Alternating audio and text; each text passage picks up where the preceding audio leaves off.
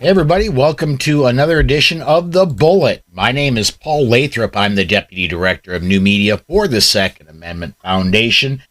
A little bit of a different format. Joining me today, at least initially, are two people. Our normal Friday commentator is Alex Ooley of the Ooley Law Offices in Indiana, and joining us as well, Jon Anderson of NFOA and the Get Off My Lawn podcast. I think Jon just woke up. He was up late last night broadcasting. But, gentlemen, thank you both for joining us. Yeah, great to be with you, Paul. Thanks for the invite. Jon, I want to start with you, man. I had thought this year, and it looked like this year, every year Nebraska flirts with constitutional carry. They've got a unicameral. They don't have like most states do. Most states have two houses, a House and a Senate, but Nebraska has one. It's the state Senate, and it every year they flirt with constitutional carry. It goes to committee, it dies, and this year that looked like it was going to happen, but now it may be not. You want to bring us up to speed on what's going on, man? Absolutely. And so I am one of the board of directors for Nebraska Firearms Owners Association. I am currently director of media. So when the live updates go out and some of the live town hall meetings, it's usually me that's behind some of that. This year, and again, we technically in Nebraska, we do have two houses. We have one house down in the legislature, which is our Senate, but the people are the second house here in Nebraska, and we have a voice. That's where ballot initiatives come in and just as voters, but we do have recourse as the second house in Nebraska. So don't lose hope that we don't have a two-house system, Nebraskans, because we really do, and you're part of it. Every senator each session gets to have one bill listed as their priority bill. And the senator who introduced this bill this year, which his name is Senator Tom Brewer from Gordon, Nebraska, he submitted LB 773, and that is our constitutional carry bill. That went to the Judiciary Committee, and it was late January when we all went to Lincoln to testify on behalf of that bill and try and compel the Judiciary Committee members to call an executive session and have a vote for that bill and pass it out of committee, which is normally the way that bills make it to the Senate floor for debate. In this case, it did not happen that way. They didn't call an exec session. They didn't have a vote. They were perfectly happy to let it go nowhere. Not pass it, not kill it, just let it sit, which effectively kills it. If a bill is a senator's priority bill, then they can execute what's called a pull motion, where they literally pull it out of committee and it goes to the floor, and the whole Senate has to vote. So that happened earlier this week on Tuesday, March 8th. The pull motion passed, and the bill was successfully pulled out of the committee, and then it was already scheduled, pending a successful pull motion, that the first round of debate would be what is now yesterday, March 10th, Thursday, March 10th.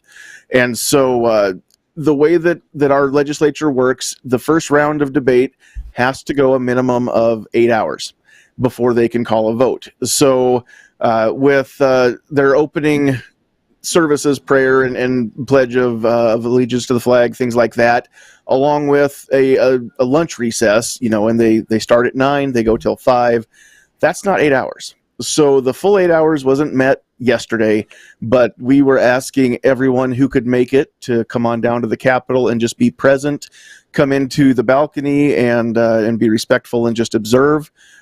So we had quite a few people that actually showed up yesterday, and I know there were more that were planning on coming this morning. I was not able to be in Lincoln this morning, but the final hour and a half roughly of debate spilled over into this morning, and then they had a vote, and the bill was passed out of general file, and I believe the numbers were 35 yay, 9 nay, 4 present not voting, and 1 excused not voting, which Personally, the president not voting sounds like a cop-out to me, because they're too chicken to light a red or a green bulb either way, but that's the way that works.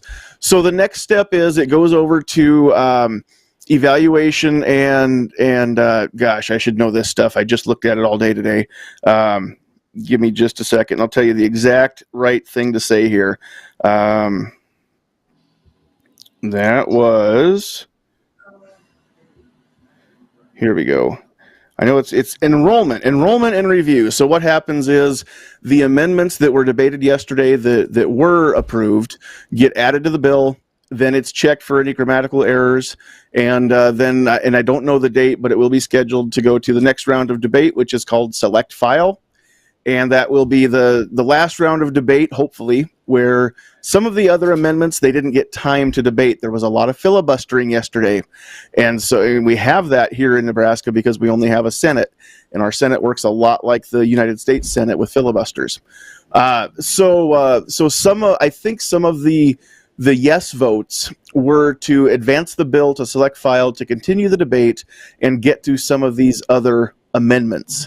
But that means that there's still hope, and some of the amendments that were proposed yesterday, some were approved, some were not. One of them would eliminate the cost for a concealed carry permit and strike the rest of the constitutional carry bill completely, and I really hope that one goes nowhere. Excuse me, the Senator Brewer won't budge. It's constitutional carry or it's not.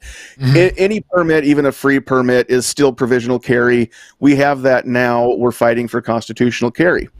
And so it's yes, the cost is prohibitive, but the principle, I should not have to gain permission from my masters to exercise this right. There's no other right that requires permission to exercise it. There are restrictions on some of the other rights. That's true. If I use my speech irresponsibly, then I can be punished for that. If I use some of my other rights irresponsibly, I can be punished for that after the fact, not preemptively.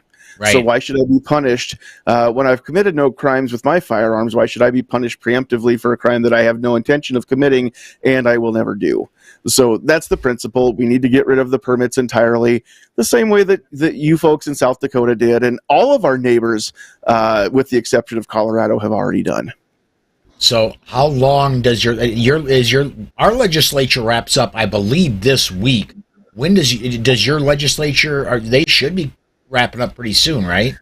I believe it's mid-April, if I'm not mistaken. A session here lasts for 2 years, but it's also it's a part-time gig to be a state senator. So the second year of the session is a shorter session. So it began in January and it runs through, I believe, mid-April. So we've got a few more weeks to get this done, and I see no reason why they can't get it done because it is kind of a hot button item. So we'll see. We'll see what happens. And there are links. If you go to the Nebraska Firearms Owners Association Facebook page, you can see links that are posted to a YouTube feed that ran the live feed from the debate. It's broadcast live from our public television service here in Nebraska, but it's not archived. It is archived. It's not available to the public. So if you don't catch it live, you don't get it back from any TV. Luckily, there is a group who live streams it on YouTube so that you can watch it in its entirety at your leisure. Those links are up on the Facebook page for Nebraska Firearms Owners Association. So you're sure welcome to go watch 8 hours of debate and filibustering and some nonsense and some really, really great remarks from the 49 senators. Okay, very cool. Anything else we should know? If you are in Nebraska, if you're a Nebraska firearm owner, it behooves you to do your civic duty. You have got to contact these senators and tell them that you support this. Ask them to support it, and then give them reasons, give them examples. Let them know why you feel the way that you feel. And you don't have to be very eloquent. Just be respectful. Doesn't matter if words are misspelled. Just don't call people names or run them down. Just be respectful. Some of these senators' minds will never change, and we know that. But there's no reason not to send them that email with a great story about your personal situation and why this would benefit you or someone that's very close to you in your family or in your circle of friends. You can email them. You can call them. I'm urging everybody to do both, and there's no limit to the number of times you can contact a senator. So 48 of our 49 senators need contacted and ask them to support the bill. And the 49th one is, of course, Senator Brewer, who introduced it. He supports it. We don't have to ask him for that. But I am asking everybody to contact him as well and just thank him and encourage him and let him know that his efforts are not in vain. Very cool. You can get their emails and their phone numbers by going to nebraskalegislature.gov. Very, very cool. Well, Jon, I know you're pressed for time today, and it looks like you've got a four-legged kid down there that needs some attention. So she's feeling left out. So we're going to go ahead and let you go. Alex and I will take over the rest of the show, but thanks for keeping us up to date on what's going on in Nebraska, man. Thanks, Paul. Thanks for the opportunity to share that. You betcha. Alex, we've got, I thought it was going to be a slow news day today. We've got a lot to talk about, man. A lot of stuff has happened. Yeah, it really has. To begin with, I mean, I know we've got the gun rights policy conference to talk about. We talked a little bit about that off air, but the big news is, right, that Alabama passed constitutional carry. So that's a great news to hear.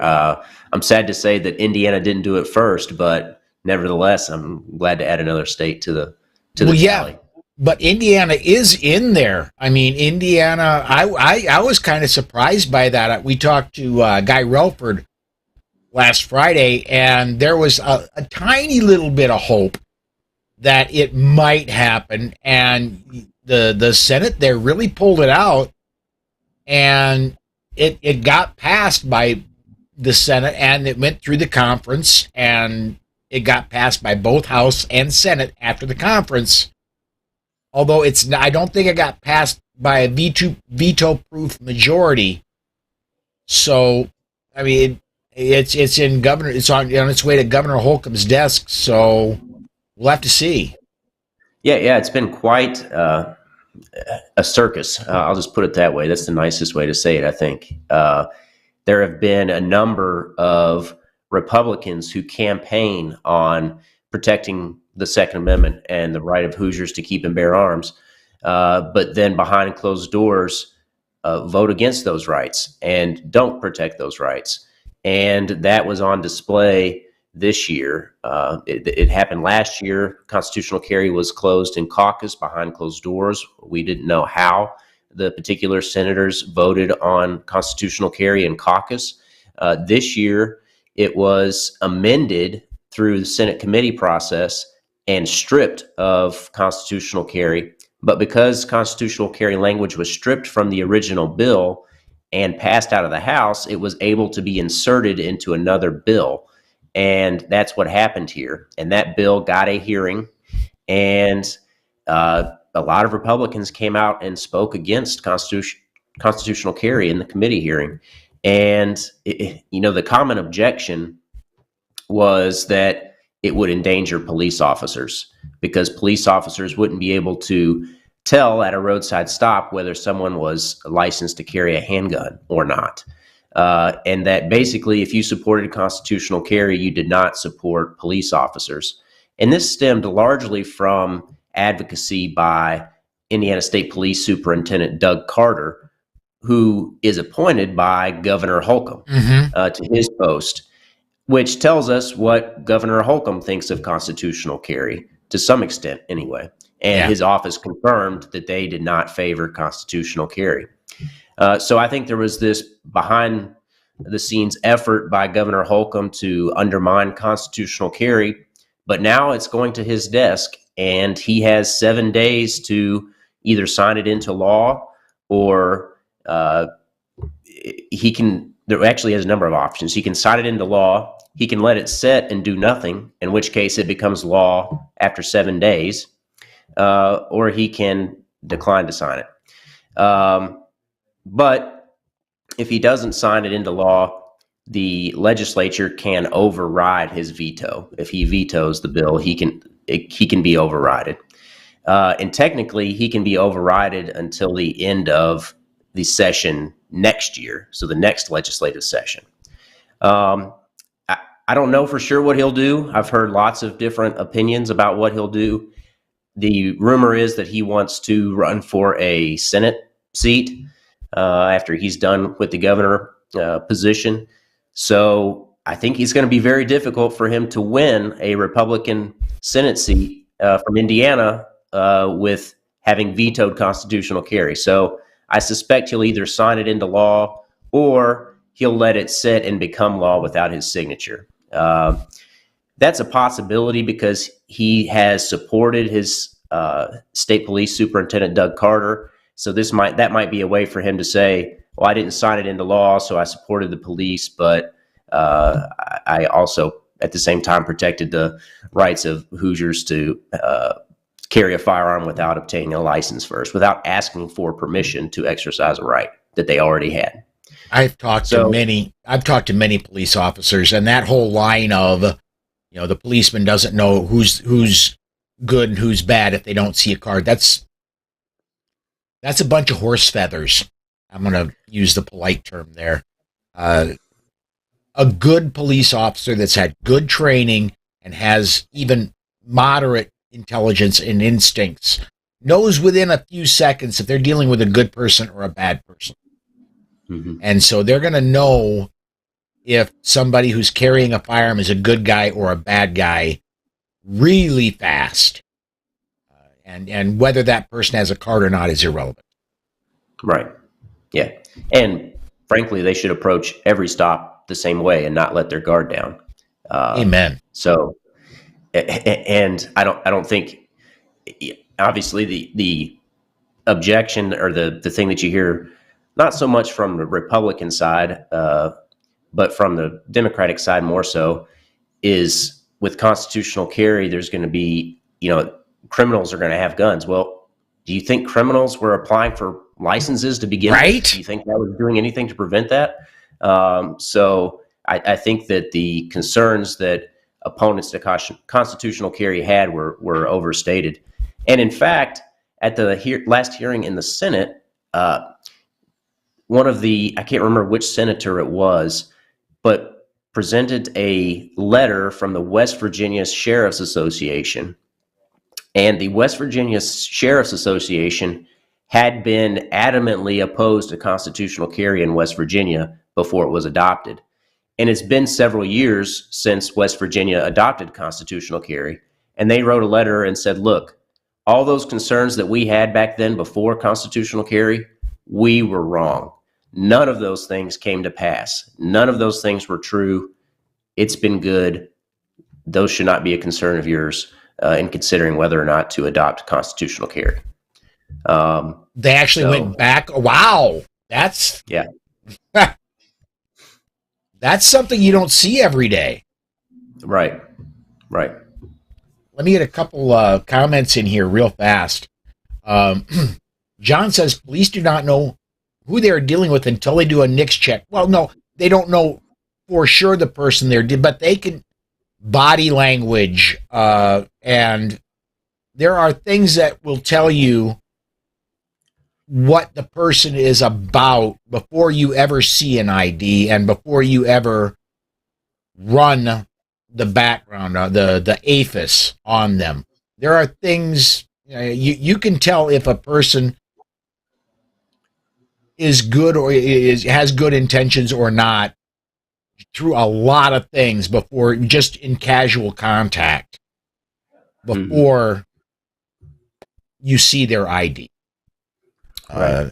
And on a related note with this, the NICS check or the NCIS database, right? One of the concerns raised by one of the opponents to the bill here in Indiana was that the state police denied several thousand applicants who had applied for a license to carry a handgun in Indiana because they had some prohibiting characteristic. They weren't a proper person in Indiana's language. So their point was, look, there's all these people who thought they were eligible for a license and could lawfully possess and carry a firearm, but they couldn't. They were denied. So the process is working. But if people aren't sure, most people know whether or not they are able to lawfully possess a firearm. But there are some out there who may not know. Maybe they had an expungement that wasn't properly processed, or they've got a conviction that they didn't know was considered a domestic violence conviction for some reason. You can still apply for a license if you're not sure. Indiana will still have a license primarily for reciprocity purposes, but you can also use it as a tool to make sure that you are, in fact, not a prohibited possessor. So the licensing system still exists, but law-abiding citizens should not have to obtain a license to exercise a pre-existing right. So I hope the governor signs constitutional carry into law. Well, and speaking as a Second Amendment absolutist, if they're not in jail, if they're dangerous, why are they not in jail? I mean, if they're free to walk about the streets, why are they not able to defend themselves? Right. Anyway, I agree with you, Paul. I think we put far too many people in jail who are not dangerous and neglect to punish and incarcerate the ones who are, in fact, dangerous. We'll get one more comment in here. And by the way, if you want to join in the conversation, either on Facebook or on YouTube, go ahead and just comment on either one. And if the comment's relevant, we'll get it up here. We'll discuss it. Trish over on the Facebook side says the rank and file supports 2A rights and constitutional carry. It's just common sense. Couldn't agree with you more, Paul. Yeah, Trish, most of the rank and file law enforcement do support it. Where you find the pushback is generally in the political appointees, and that's in the chiefs of police. Even, elected sheriffs generally support constitutional carry. It's more the political appointees where you get the pushback. Yeah, that's right. In the legislature here in Indiana, it was cast as if you're pro-constitutional carry, you're anti-police, and that's just absolutely not the case. There are police officers, law enforcement on both sides of this issue, and I think the appointed versus elected, there's a disparity there in terms of who supports and who doesn't, at least in Indiana. Yeah. Before we get, I just looked at the clock. Excuse me, we're already 22 minutes into the show, and we're gonna run late, so there's no way around that because there's too many stories I want to get to. But I really want to get to this one because this one caught my eye this morning. I thought you'd be uniquely able to talk about this one. Smith & Wesson filed a lawsuit against New Jersey because New Jersey basically is trying to sue them out of existence because of advertising. They're saying Smith & Wesson was saying, wait a minute, we have a First Amendment right to speak. And they took the state of New Jersey to court. A Biden appointee dismissed the lawsuit. Well, now a federal court has reversed that decision and say, yes, Smith & Wesson, you do get to sue the state of New Jersey. Am I getting that essentially right? Yeah, I think so. So Smith, excuse me, Smith & Wesson, I'm sure, was going to struggle to get relief in New Jersey because New Jersey is one of the most, if not the most, anti-firearm states you can be in. So they brought the case in federal court, and my understanding is that the lowest level federal court dismissed the case, saying that this is a state issue, and you need to bring the case in the state of New Jersey. Well, the Court of Appeals said, no, you can bring the case in federal court. We only abstain from hearing state issues in very limited circumstances. It abstained from hearing a case. in very specific circumstances. So the federal court allowed Smith & Wesson to proceed with their case in federal court, where they're more likely to be able to achieve or to get some relief from the tactics of New Jersey, trying to limit their advertising and, frankly, their speech as a company in their advertising. So that's certainly good news for Smith & Wesson there. Yeah, absolutely.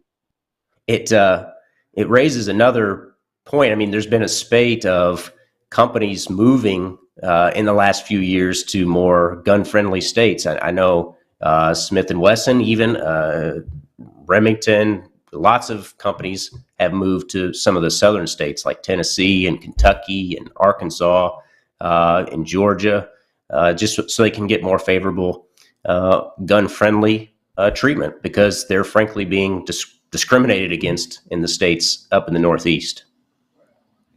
Yeah. And I want to put this in the light of the settlement that came about here in the and my memory is failing, the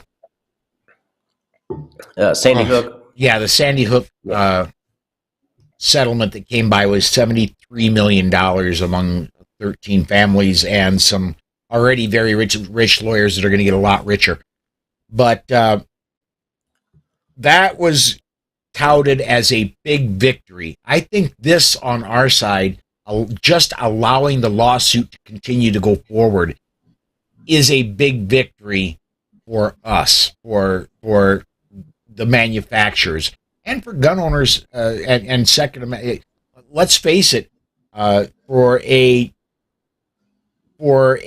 firearms trainer to be able to advertise in New Jersey would be just amazing.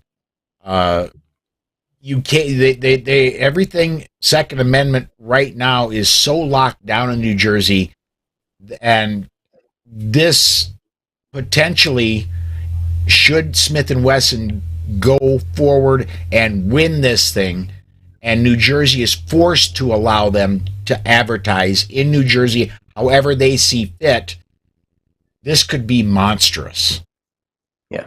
And of course, New Jersey, they've requested all sorts of advertising records from Smith & Wesson, and their objective, we all know, is to use these records and take some language out of context and portray Smith & Wesson as trying to induce people to commit horrific acts, which is a lot how the advertising actually that Remington used prior to the Sandy Hook shooting was used. So Remington was criticized. Their advertising was taken out of context and used against them.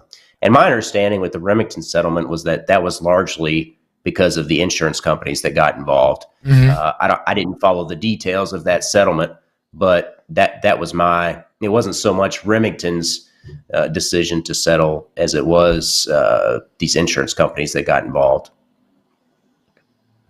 And we alluded to it earlier, we talked about it off the air, but I would really be remiss. The one big announcement that came out of the SAF in the past couple days is that Gun Rights Policy Conference is happening this year in person. It is in Dallas. Again, it's going to be I need to pull my calendar up here, but it is the end of September. I'm going to get you exact dates as soon as I can get my calendar to go forward far enough. It is September 30th and then October 1st and 2nd of this year. We've been at this particular hotel before. It is a fantastic venue for GRPC. I cannot wait to go back. We have missed 2 Gun Rights Policy Conference in person due to the pandemic or whatever you want to call it. I cannot wait to go do it live. I personally am very excited to go broadcast this thing again. I am super pumped up to do it. Yeah, that's great news, and I'm glad to see it's back in Texas. I know in some years past it's been in Chicago, which I'm always reluctant to go to Chicago because I can't be armed in Chicago. On top of the fact that it's kind of a dangerous place to go, relatively speaking, at least compared to where I live, in a pretty rural southern Indiana. So glad to see it's in Texas. Yeah, and Texas does have constitutional carry. The last time we were at this hotel in Texas, there was not a 30-06 or 30-07 sign anywhere close to this hotel, and those in Texas are the signs that say legally you cannot carry here. The 30-06 is concealed, the 30-07 is open.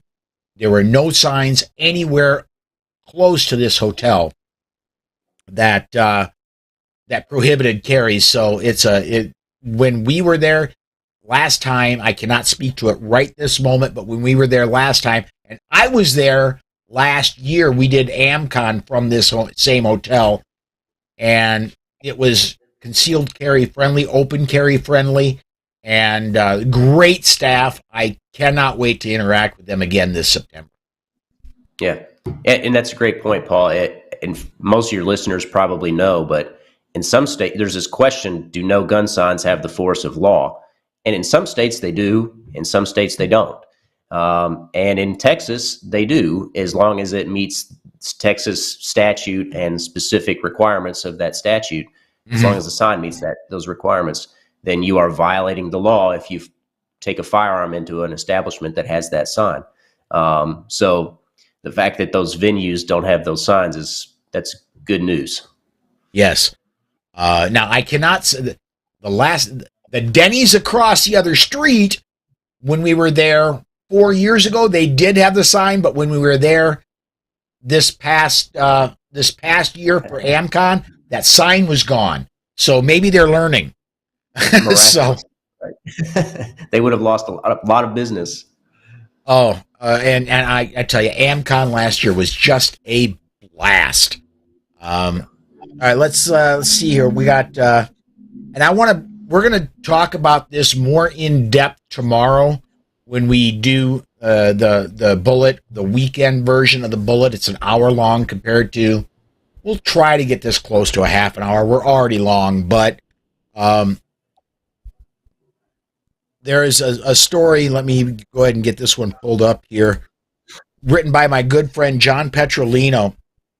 There's a company apparently that is advertising, come train with us. We'll get you your New Jersey carry permit. And yeah, folks, don't fall for that, because it doesn't matter how much training you have, and it doesn't matter. I've had hundreds and hundreds and hundreds of hours of firearms training. I could not get a New Jersey carry permit. It's just not gonna happen. But apparently this company is advertising as though, yeah, come spend several $100s with us, get this training, and we'll get you permits not only in New Jersey, but Massachusetts, Hawaii, some of these places where you just can't get a permit.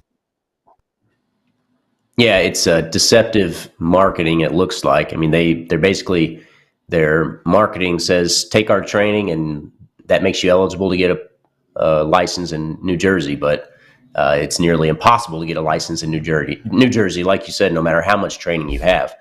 Right. With that said, it's March, and we should get a decision in the New York State Rifle and Pistol Association case in New York in the next couple of months, hopefully. And optimistic anyway that decision will help change states like New Jersey to make it easier to obtain a license in those states. Well, and let's, I agree with you. I honestly believe that is the case, but I don't want people to think that come, late May, early June, when this decision comes down, it's all of a sudden going to be sunshine and rainbows. We're still going to have to sue New Jersey and New York and Hawaii and Connecticut and a lot of these may issue states. We're going to have to sue them again and again and again to bring them into what they should really be doing, because they're gonna go to a shall issue, but it'll be a shall issue where it takes you 6 years to get a permit that's good for 6 months. Right. Yeah, these anti-gun states are not going to just all of a sudden go to a system where it's easy to get a permit. They're going to go down, make it as difficult as possible to get a license. And you're right, companies or organizations like the Second Amendment Foundation and other gun rights organizations are going to have their hands full bringing these states into compliance with the Constitution and our natural rights. Last story I want to talk about today. This one caught me. I had to just grin at this one. 24/7 Wall Street had a story. This is the state with the worst gun laws. And congratulations, Mississippi. You made it. I wish it would have been South Dakota. I really do, because the state with the worst gun laws, what they're saying is the worst, is actually the freest, is what they're saying. So I wish they would have named South Dakota. So congratulations, Mississippi. Yeah. Yeah, when you get the honorable F from the Giffords group, that means you're doing something right on gun-related issues. Absolutely. Well, I kept you late, Alex. I'm sorry, but with what's going on in Nebraska, I really wanted to get Jon in to give us an update. But thanks. Yeah, no worries. Glad to be with you, Paul. All right, folks. That's going to wrap up the week. The Monday through Friday version of the Bullet. Come join us tomorrow, noon Central Time. We'll be here for our weekend show, a 1-hour show that we're going to be doing. Thank you for watching. And again, please, if you're catching us, whether you're catching us on video live or you're catching us on podcast, please remember, share the show. Thanks for watching, everybody.